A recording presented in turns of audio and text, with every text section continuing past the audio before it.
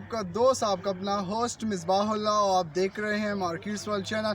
तो व्यूअर्स, इस वक्त मैं मौजूद हूँ कोहाट स्पोर्ट कम्प्लेक्स पर। यहाँ पर कुछ मेहमान आए हैं, मीडिया स्टार हैं, उससे बात करेंगे फर्दर। तो हमारे साथ रहिए और हमारे प्रोग्राम को लास्ट तक देखिए।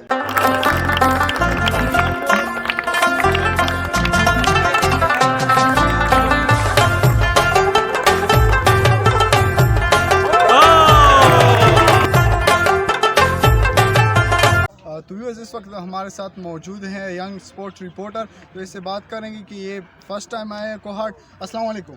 सर, आपका नाम? मेरा नाम शफीउल्लाह उमर है।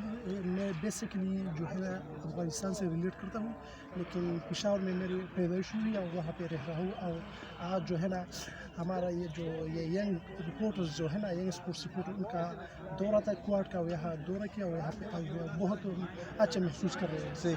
ये बताइए, आप कोहाट स्पोर्ट कम्प्लेक्स में मौजूद हैं, कैसे लगा आपको कोहाट स्पोर्ट कम्प्लेक्स? यहाँ का माहौल बहुत खुशगवार है। लोगों ने हमें बहुत अच्छी मेहमान नवाजी कराई और लोगों के साथ मिले। उन्होंने हमारा बहुत बेहतरीन, बहुत अच्छा इस्तकबाल किया और बहुत लुत्फ़ हो रहा है।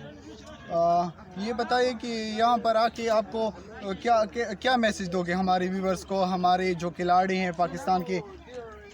असल में हम आपको ये बात बताएं कि जो हमारा प्रोग्राम है यंग स्पोर्ट्स रिपोर्टर, इसका मैसेज भी ये है कि दुनिया में खेलों के ज़रिए अमन लाया जाए।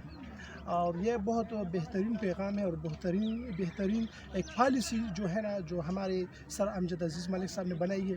इसके साथ मैं ये भी बताऊंगा कि पीस जो है ना, वो मुल्क की तरक्की में बहुत अच्छा और बहुत अहम किरदार अदा करती है, क्योंकि कोई भी मुल्क बगैर पीस के अमन की तरक्की नहीं कर सकती।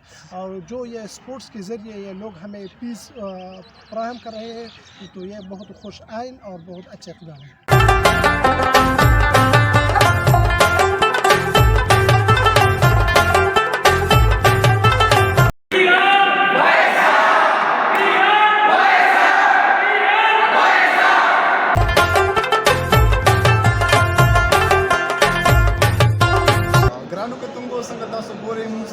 मौजूदा अफगानिस्तान ताल्लुक सती दलता रागलो फर्स्ट टाइम कोहाट था यंग स्पोर्ट रिपोर्टर था दूसरा खबर तरीक़। अस्सलाम वालेकुम।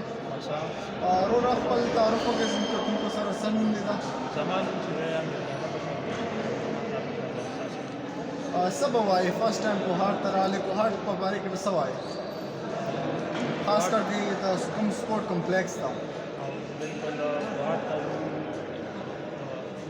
जरा गले स्पोर्ट्स कम्प्लेक्स ته دمانه کلمه دلته شامل ما دلته موږ شرالو نو کومه انتظامیه ده د لپاره کښته استقبال شو د بل دا چې پلیئرز هم استقبال او همداسې چې دی موږ دا د سټیډیم د کرکټ سټیډیم د دې معاینه وکړه، ډېر زبردست جوړ شوی دی، اوس هم بېکار روان دی. او همداسې د کوم چې دا د کرکټ د کلمې کوم هغه انتظامیه هغه موږ ته د کرکټ په اړه کې معلومات راکړل او همدې سره خوا کې موږ ته د کرکټ څنګه کوریج کېږي او کوم میډیا لپاره کوم فیسیلیټیز دي هغه په باره کې موږ ته معلومات راکړل. اوس راغلي وو د جمنازیم ته راغلي وو، د کوهاټ سپورټس کلب د جمنازیم ته چې ډېر تاسو ویلي ډېر ښایسته جوړ شوی هم دی او ډېر زیاته فیسیلیټي راغلی.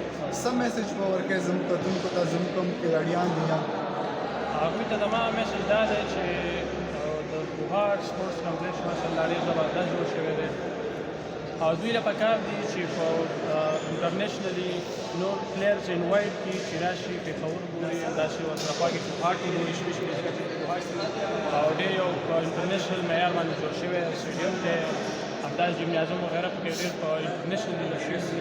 نو دوی له پکار دی چې انټرنیشنلي دا یو میسج ورکړي چې بالکل دلته هم سټیډیم شته دی، هم دلته د لوبو مواقع شته دی، یوازې دا نه دی چې جنګ دی او نور وغیره د شوټ وغیره دي، او دا میسج باید چې ورلډ وایډ وي ورکړي. صحیح، ډېره مننه ستاسو.